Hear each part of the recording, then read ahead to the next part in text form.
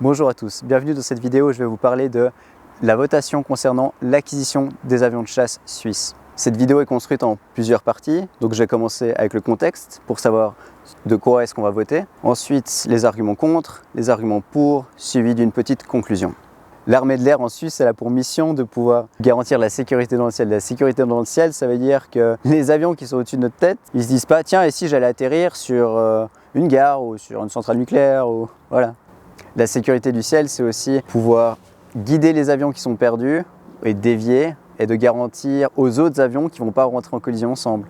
Ça peut normalement être fait par communication radio, où du coup tu dis « Hey Coco, tu es en train de dévier de la ligne ». Si la radio de l'avion en question ne répond pas, il faut qu'il y ait un avion qui puisse aller lui faire un signe visuel pour lui dire « Là, tu es en train de sortir, il faut que tu nous suives ». L'armée de l'air suisse, actuellement, elle a deux modèles d'avions. Il y a le FA-18 et l'autre c'est des F-5 Tiger. Mais bon, eux ils sont valables uniquement pour les entraînements par beau temps. Vu l'utilisation actuelle des FA-18, on sait qu'ils pourront fonctionner jusqu'en 2030 selon les recommandations du fournisseur. Comment c'est la date à partir de laquelle les avions ne pourront plus être utilisés? L'armée a mis sur pied un concept global pour la défense de l'air aérienne qui s'appelle Air 2030. Ce concept global de la défense aérienne, il est estimé à 8 milliards et parmi ces 8 milliards, il y en a 6 qui sont prévus pour l'acquisition d'avions de chasse. Le concept Air 2030, c'est un ensemble avec des avions, des radars, des missiles de défense sol-air pour des moyennes distances. Ce concept global permet de moderniser toutes les infrastructures qui ont été mises en place. Les FA-18, ils ont été mis en service en 1996. En 1996, il n'y avait pas encore de smartphone. Enfin, il y a eu un grand bond technologique en avant qui fait que les choses elles sont obsolètes, où il y a beaucoup de choses qui doivent être modernisées. Et ils profitent de pouvoir refaire un concept global pour la défense aérienne, donc Air 2030, qui remet tout à jour, si on veut bien, tant les radars que les avions, qui fonctionnent aussi ensemble. Pour pouvoir faire l'acquisition de ces avions de chasse, le budget annuel de l'armée va être augmenté de un petit pourcentage chaque année jusqu'en 2030 pour pouvoir acheter ces avions sans demander de fonds exprès pour. Le concept Air 2030 a été validé par le Conseil national et le Conseil des États. Le gouvernement, pour amener le peuple suisse à voter le plus tôt possible sur ces projets, pour pouvoir se prémunir d'un vote ou d'un référendum dans une phase ultérieure dans l'acquisition des avions, pour permettre un référendum, ils ont écrit un arrêté fédéral relatif à l'acquisition de nouveaux avions de combat. Le GSSA, donc le groupe suisse sans armée, soutenu par la gauche, ont réussi à obtenir les voix pour un référendum facultatif, ce qui nous amène à voter sur ce sujet-là. Cet arrêté concerne uniquement les avions de combat dans le concept Air 2030. Mais le concept Air 2030, c'est un truc plus général, mais on vote sur un élément en particulier. Les 4 avions retenus pour le concept Air 2030, c'est l'Eurofighter allemand-français. Il y a ensuite le Rafale de Dassault, français aussi. Il y a le FA-18 Super Hornet, qui est la nouvelle version du FA-18 actuel. Et il y a encore le F-35, le fameux gouffre à argent américain. Au vu des différentes nationalités des fabricants d'avions, il y a tout un côté enjeu géopolitique lié à l'acquisition. Parce que pour les pays, ça va faire une rentrée conséquente d'argent. Et au-delà de ça, il y a une collaboration qui permet d'avoir ces avions et aussi de suivre des entraînements en commun.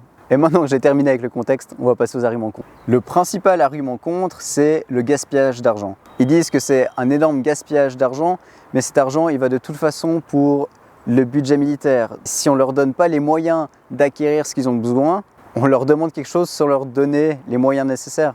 En votant non à ce sujet, l'argent ne sera pas redistribué pour d'autres choses. Ce serait faux de croire que parce qu'on vote non, ces 6 milliards vont aller dans d'autres sujets. C'est pas vraiment comme ça que ça fonctionne. Alors c'est clair que 6 milliards, ça peut paraître énorme. Les 24 qu'ils annoncent, ça fait encore plus.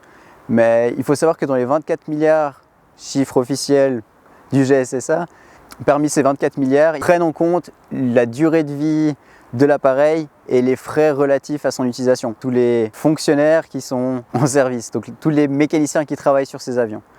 Donc c'est clair que si on prend des salaires sur 30 ans de la durée de vie d'un avion de chasse, ça fait des sommes énormes. L'autre argument, c'est les avions de luxe ou choix trop gros pour le besoin. Si l'armée n'a pas étudié sérieusement des avions de combat légers, c'est peut-être parce qu'ils ne satisfaisaient pas les conditions qu'on attend d'un avion.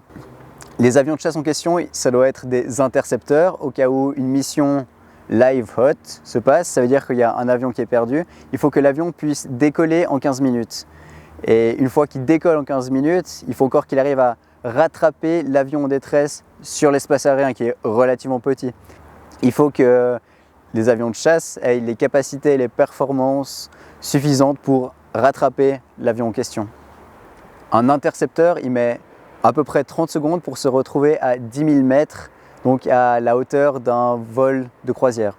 Une autre raison qui me ferait voter non, si j'étais contre l'armée, c'est la technique du salami. La technique du salami pour dire on enlève juste une petite tranche, on coupe un peu les budgets, on réduit. Après, tu te retrouves avec une armée qui n'a plus les moyens et les capacités d'accomplir la mission que la Confédération et le peuple attendent d'elle. Ah bah du coup, une armée sans armée de l'air, ça sert à rien. Faisons une votation pour supprimer l'armée. Puis c'est logique en même temps, elle n'a plus de défense aérienne. Et là, je suis d'accord avec eux. Parce qu'une armée sans composante aérienne, ça sert à rien. Le seul argument recevable pour moi, c'est celui de la pollution. Mais bien sûr que les avions, ça pollue. Et on aimerait bien pouvoir s'en passer, mais on pollue de toute façon.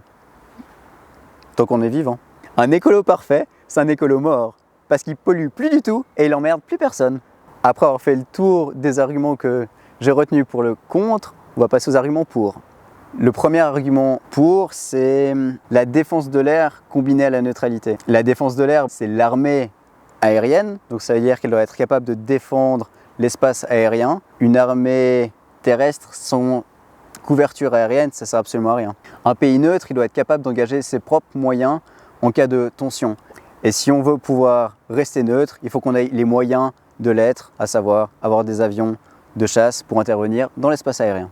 Actuellement, il n'y a pas de tension en Europe, il n'y a pas de menace non plus, mais est-ce que parce qu'aujourd'hui il n'y en a pas, ça veut dire que dans 30 ans, on n'en aura toujours pas? Je ne suis pas devin, je ne peux pas le prédire. Mais si vous connaissez quelqu'un qui arrive à dire et à affirmer qu'il n'y aura pas de tension d'ici 30 ans, dites-lui que je ne suis pas intéressé à rejoindre sa secte. Le deuxième argument pour, c'est la police du ciel ou la souveraineté du territoire aérien. La couverture aérienne de l'Europe est complète, où chaque pays est responsable de la sécurité dans son ciel. Sur le territoire suisse, on doit pouvoir faire la police du ciel, à savoir intercepter des avions non identifiés, savoir ce que c'est, rejoindre des avions de détresse pour leur communiquer des messages, pour leur dire tu te perds un peu trop. Concernant la police du ciel, elle est menée conjointement avec Skyguide. Dans leur rapport annuel, ils disaient qu'en 2020, l'armée de l'air est intervenue 289 fois pour des missions live hot. Le fait d'avoir des avions de chasse, ça joue aussi sur la crédibilité de l'armée suisse et donc de la crédibilité de la Suisse tout court. J'ai entendu ou lu, je ne sais plus, l'idée qu'on pourrait ne pas en avoir et simplement demander aux voisins, en cas d'intervention, d'intervenir eux.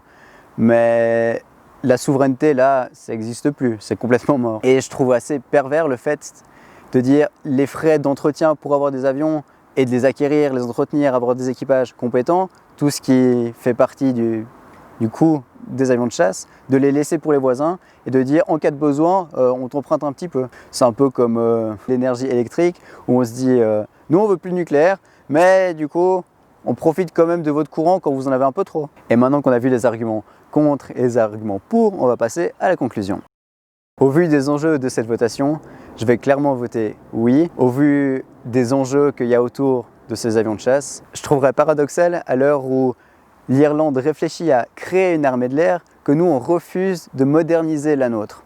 On peut dire qu'une défense aérienne, ça sert à rien, c'est obsolète au vu des menaces actuelles. Bon, les menaces actuelles, ça ne veut pas dire que les menaces anciennes n'existent plus. Voter oui, c'est donner à l'armée les moyens d'accomplir la mission que la Confédération, le peuple, lui a demandé. Merci d'avoir suivi cette vidéo jusqu'au bout. Je vous ai partagé les réflexions que j'ai eues en me renseignant sur cette votation. Je mets dans la description tout ce que j'ai trouvé comme lien que moi j'ai trouvé intéressant, que j'ai utilisé pour construire cette vidéo. Le débat ouvert, les commentaires sont là pour ça, et sinon sur Facebook.